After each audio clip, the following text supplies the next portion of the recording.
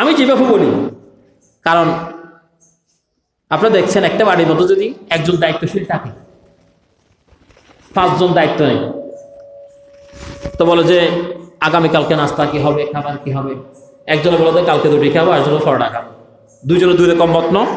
আল্লাহ সৃষ্টি জগৎকে বললেন, সূর্য তোমাকে আর বলতে হবে না, একবার অর্ডার দিছি যে পূর্ব দিগন্তে উঠবা, পশ্চিমে ঢুকে যাবা।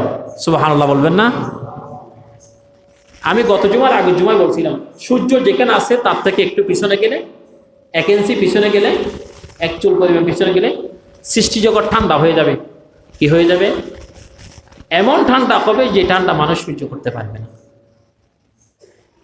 আফ্রিকা মহাদেশে যে প্রাণীগুলি আছে, এই প্রাণীগুলির চামড়া অনেক মোটা। আপনারা দেখছেন কিনা জানি না, অনেক মোটা। আমাদের দেশের প্রাণী জগতের চামড়াগুলি চিকন, অল্পটুকু দেওয়া হয়েছে, কিন্তু আফ্রিকা মহাদেশের মধ্যে প্রচন্ড ঠান্ডা পড়বে। তাদেরকে আল্লাহ সৃষ্টি করার সময় পৃথিবীর কেউ চিন্তা করে নাই, আল্লাহ সুবহানাহু ওয়া তাআলা চিন্তা করে তাদের অবস্থা কেমন হবে, বাতাস কেমন হবে, আবহাওয়া কেমন হবে, আলো কেমন হবে, সব কিছু পর্যবেক্ষণ করে তাদেরকে গায়ের সাথে মোটা চামড়া দিয়েছেন। সুবহানাল্লাহ। মানুষের চিন্তা করে আপনার মেধা কিরকম প্রয়োজন এটা আল্লাহ জানেন, আপনার বুদ্ধি কেমন লাগবে সেটা আল্লাহ জানেন, আমি জানি না। এরপরে নম্বর 3 হচ্ছে সামুদ জাতি, 1 নম্বর নূহ জাতি, এরপরে বললাম যে আদ জাতি, এখন হচ্ছে সামুদ জাতি। এখন কোন নবী কার কোন কোন জাতির কাছে পাঠিয়েছিল এই কথাগুলি বলতেছি। সামুদ জাতির কাছে আল্লাহ সুবহানাহু ওয়া তাআলা পাঠালেন সালেহ আলাইহিস সালাতু ওয়াস সালাম। কোন নবী? সালেহ আলাইহিস সালাতু ওয়াস সালাম নবীকে পাঠালেন সামুদ জাতির কাছে। তার কওমকে দাওয়াত দিলেন। হযরত সালেহ আলাইহিস সালাতু ওয়াস সালাম বললেন, ও আমার কওমেরা, তোমরা, আমি নবী আল্লাহর পক্ষ থেকে আসলাম, তোমাদেরকে দাওয়াত দিচ্ছি। তার জাতিরা বলল, তুমি যদি নবী হও তাহলে আমাদেরকে কিছু মুজিজা দেখাইতে হবে। কি দেখাইতে হবে? মুজিজা।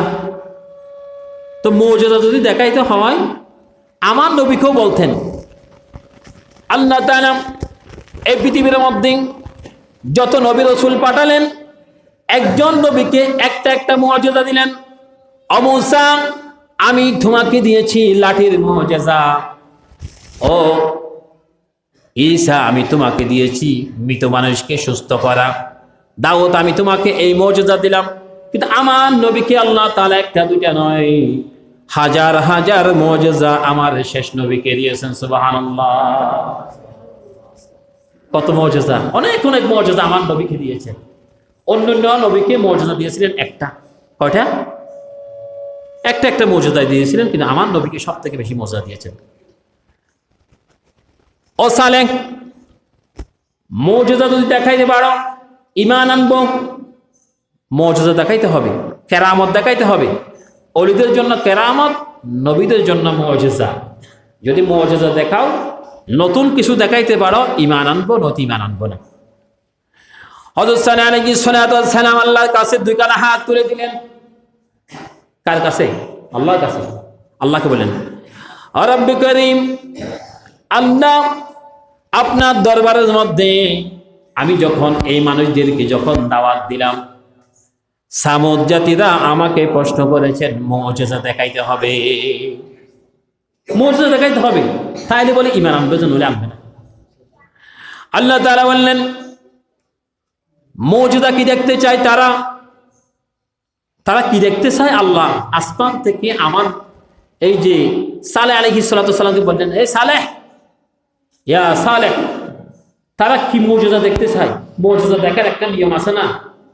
হয়তো আমি কি চুক্তি করব, আমার সাথে তোমার সাথে আন্ডারস্ট্যান্ড কি হবে, চুক্তি কি হবে, কমিটমেন্ট কি হবে? বললো যে 10 মাসের একটা উটনি বের করতে হবে পাহাড় থেকে, 10 মাস গর্ভবতী বাচ্চা হবে এরকম। আল্লাহ বললেন, তাদের কাছ থেকে তুমি লিখিত নাও, স্বীকারোক্তি নাও, আল্লাহ তাআলা জানিয়ে দিলেন হাযিহি নাকাতুল্লাহি লাকুম, কিন্তু এখানে কিছু নিয়ম আছে। যদি এরকম কোনো উটনি তোমার কথা মতো যদি তাদের মুআজিজার জন্য পাঠাই, তাহলে সালেহ তাদেরকে বলে দিবা তারা যাতে ওটার কোনো ক্ষতি না করে, সাবধান, তাদেরকে সেটার থেকে বিরত রাখার জন্য বলবা, তারা যাতে এটা কোনো ক্ষতি না করে। আল্লাহ তাআলা 10 মাসের একটা উটনি এখানে পাঠালেন। আল্লাহ সুবহানাহু ওয়া তাআলা বললেন, খবরদার, ও সালেহ আলাইহিস সালাম বললেন, খবরদার, তোমরা ওনার কোনো ক্ষতি করবা না। তো সালেহ আলাইহিস সালাম বললেন, ক্ষতি করতে পারবা না, কিন্তু যা চাইছো দিলাম। উনি কিন্তু যেই দুধ দিবে, দুধ গুলে আমরা সমাজের সমস্ত মানুষ খেয়েও আরো বাঁচবে, সুবহানাল্লাহ। কিন্তু পানি যা খাবে, একদিন ওই পাখি খাবে, ওই প্রাণী খাবে, একদিন তোমরা খাবা। তো বললো যে এটা একটা কথা নাকি?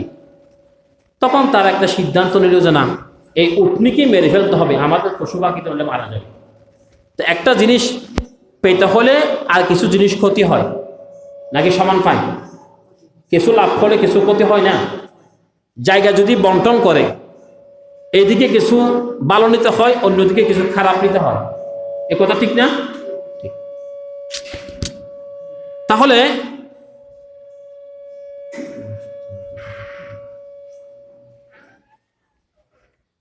সালেহ আলাইহিস সালাম বললেন, তাহলে তোমরা এখানে যা ক্ষতি করতে পারবে না। তখন তারা সিদ্ধান্ত নিল, দুজন মহিলাকে ঠিক করলেন যে ওনাদেরকে বলছে উটেটা মারি ফেলতে হবে, এটা রাখা যাবে না, এটা বেশি ক্ষতি করবে আমাদের। পশু পানি যদি শুকায় যায়, আমাদের পশু পাখিরা যদি খেতে না পারলে মারা যাবে, বলে এটাই মেরে ফেলতে হবে। তো মারার জন্য দুজন লোক ঠিক করলেন। ওনারা বললেন যে আমরা পারবো না, আমরা আর দুজন লোককে ঠিক করি। দুজন যুবক ঠিক করলেন, এরকম যুবক ঠিক করলেন, যুবকদেরকে ঠিক করে এই উটিটাকে মেরে ফেললেন। আল্লাহ তাআলা আসমান থেকে এই উটটাকে মেরে ফেলার কারণে তাদেরকে আযাব দিয়ে, গজব দিয়ে তাদেরকে ধ্বংস করে ফেলেছেন। নাউযুবিল্লাহি মিন যালিক। আল্লাহ তিনি নিষেধ করেছেন, এদের কোনো ক্ষতি করা যাবে না। এরপরে তারা এই ক্ষতিটা করে ফেলেছিলেন। আল্লাহ সুবহানাহু ওয়া তাআলা ক্ষতি করার পরে তাদেরকে বললেন যে দেখো, তোমরা যখন এটাকে মেরে ফেলেছ, তোমাদের উপরে কিন্তু আযাব আসবে, গজব।